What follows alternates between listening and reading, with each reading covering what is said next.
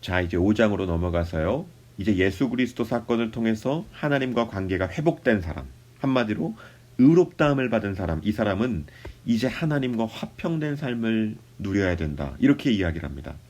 우리의 소속이 바뀐 거죠.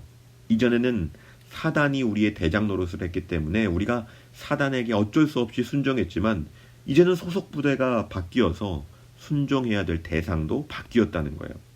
이걸 이제 받아들이는 게 필요하다라는 거죠. 내가 믿음을 가진다는 것은 더 이상 내가 세상에 지배받을 필요가 없다. 내가 세상에 종속되거나 끌려다닐 필요가 없다. 그러니까 이 세상 지배 자체를 상대화시키고 내가 하나님께만 순종해야 될, 하나님께만 소속되는 존재라는 것을 명확하게 고백하고 살아내는 것, 이게 로마서 5장의 이야기입니다. 그러면서 6장에 가보면 이제는 우리가 죄에 대해서는 죽고 하나님에 대해서 산 자다, 이렇게 이야기를 하죠. 그래서 여러분, 칭의라는 말이 있잖아요. 칭의, 의롭다함을 받는다. 그런데 이 의롭다함을 받는다고 할 때 이거 윤리도덕적 개념 아니라고 제가 여러 번 말씀드렸죠. 내가 막 엄청난 죄악을 범하고 살았는데 하나님께서 갑자기 우리를 부르시더니 너는 윤리적으로 깨끗해 라고 선언하는 것이 칭의가 아니에요. 칭의는 뭐죠? 이 의라고 하는 것은요, 절대적으로 관계적 개념이라고 했잖아요. 내가 하는 것이 아무것도 없음에도 불구하고 예수 그리스도의 순종함을 통하여서 하나님과 관계 맺을 수 있는 존재로 우리를 불러주신 거죠.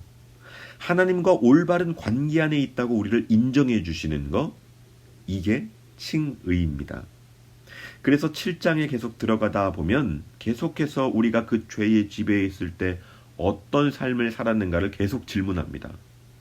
죄에 대한 깊은 고민 속에서 이 죄의 늪에서 홀로 탈출할 수 없음을 자각하고 구원자를 간절히 소망할 수밖에 없다. 그러면서 이런 표현 쓰죠. 누가 나를 건져내랴. 이 죄의 늪에서 빠져나오려면 할수록 내가 그 늪에 더 꽉 붙잡히는 거죠, 이게.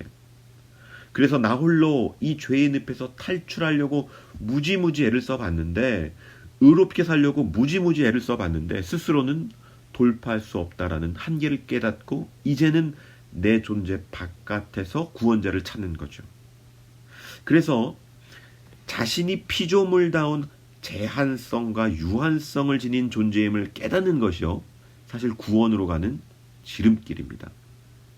구원은 우리 밖에서 우리를 위해서 찾아와야 되는 거죠. 이게 율법의 기능이죠. 내가 순종해 보려고 발버둥 친 사람이, 그 사람만이 도달할 수 있는 결론인 거죠. 그래서요, 대충 순종하려고 하는 사람, 이런 사람들은요, 가능성을 열어둘 수 있어요.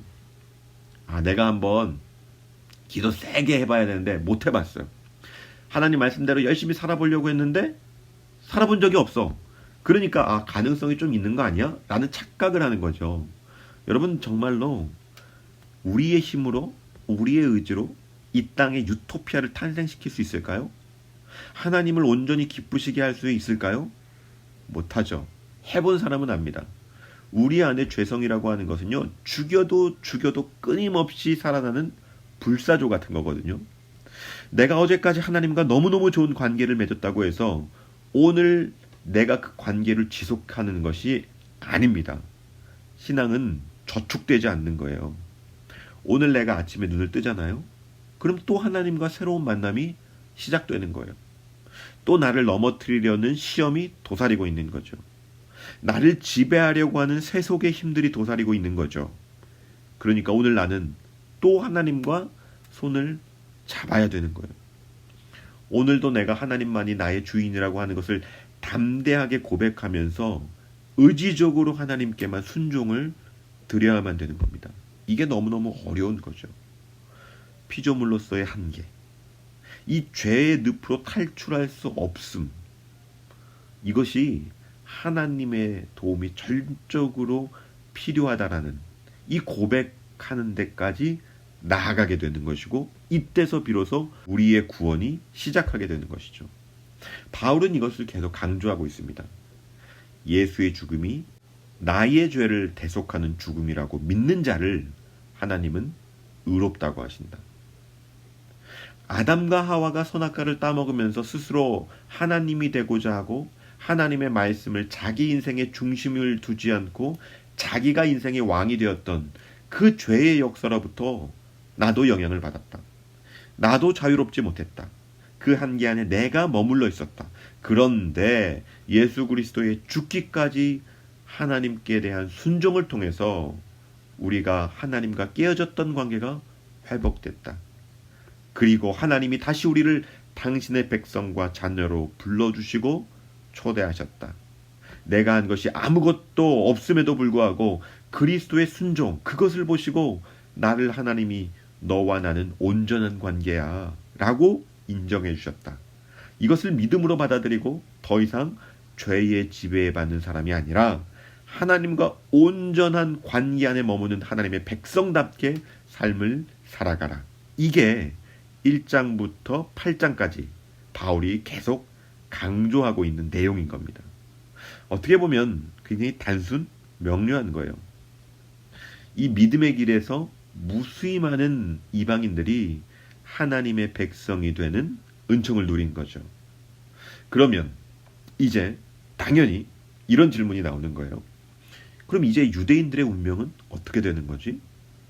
하면서 이제 9장에서 이 바울이 자신의 민족인 이스라엘 백성에 대한 애절함이 나옵니다. 특별히 로마서 10장에 보게 되면 바울이 이스라엘 백성의 특징 3가지를 말해요. 열심히 있지만 그것이 바른 지식에 근거한 것이 아니라서 하나님의 의를 모르고 자기 의를 세우게 되었다. 그래서 결국은 하나님의 의를 복종치 아니하게 되었다. 그 다음은 이스라엘 백성의 가장 큰 특징은 열심과 헌신이었다. 이걸 바꾸어 얘기하면 회심 이전의 바울의 모습인 거죠. 얼마나 바울이 열정적이에요. 헌신적이었어요. 이방 나라 다메섹까지 가서요. 예수 믿는 사람들을 잡아오려고 할 정도로 열정적이었죠. 그런데 하나님의 뜻이 어디에 있는지도 몰랐어요. 그러니까 결국 하나님의 뜻에 근거해서 순종했다면 자기 의가 남지 않을 텐데 바울이 구원의 목적을 기억했던 것처럼 결국 자기 열정, 하나님과 무관한 자기 열정에 사로잡히니까 자기 의가 나온 거예요. 그래서 결국 자기 의에 사로잡힌 자는요, 하나님과 멀어질 수밖에 없는 거죠. 이게 굉장히 역설적이죠. 하나님에 대한 열심으로 출발했는데 결국 그 열심이 많아지면 많아질수록 하나님으로부터 멀어지는 거예요. 근데 여러분, 이스라엘 백성들이 어떠세요? 너무 우리와 닮았다고 생각하지 않아요? 저는 참 성경을 읽을 때마다 마음에 드는 확신이 뭐냐면 어쩜 우리가 이렇게 구약의 이스라엘 백성 닮았냐라는 생각 많이 해요.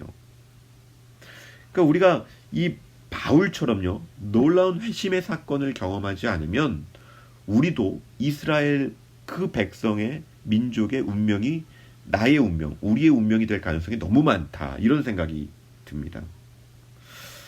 자, 어쨌든 이 로마서 9장과 10장에서는 유대인들에 대한 안타까움을 이야기하다가 로마서 11장에는 이방인들이 또 유대인들과 상대 비교 속에서 야, 이제는 하나님이 유대인들보다 우리가 더 낫게 봐주시는 거 아니야?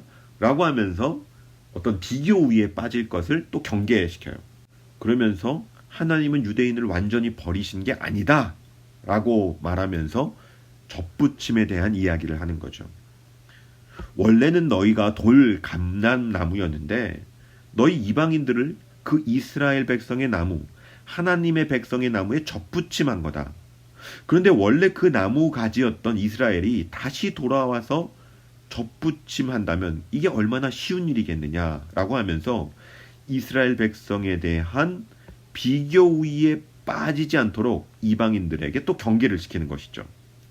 그래서 로마서 11장에 보면 하나님과 완전 단절된 듯 보이지만 하나님이 유대인 안에서 남은 자를 남겨두셨다라고 하면서 이방인들에게도 스스로 교만하지 말 것을 경고하고 있습니다. 여러분 한번 보세요. 예수님이 12제자 전부 유대인을 선택하신 거 아닙니까? 그리고 그 사람들이 결국 교회의 기둥이 된 거죠. 핵심적인 초대교인 대부분이 유대인들이에요. 심지어 사도 바울도 유대인 아닙니까? 그러니 이 이방인들이 들어와서 유대인들은 끝났고 우리가 그 유대인들을 새롭게 대체한 하나님의 백성이다. 이렇게 말하는 것은 맞지가 않은 거예요. 여전히 하나님과 유대인들은 부인할 수 없는 1차적인 관계는 여전히 존속한다는 거죠. 다만 유대인들만의 한정적인 만남이 아니라 더 많은 이들이 하나님의 백성이 될 수 있는 가능성이 활짝 열린 가운데에서 하나님과 유대인들이 관계를 맺는다는 것입니다.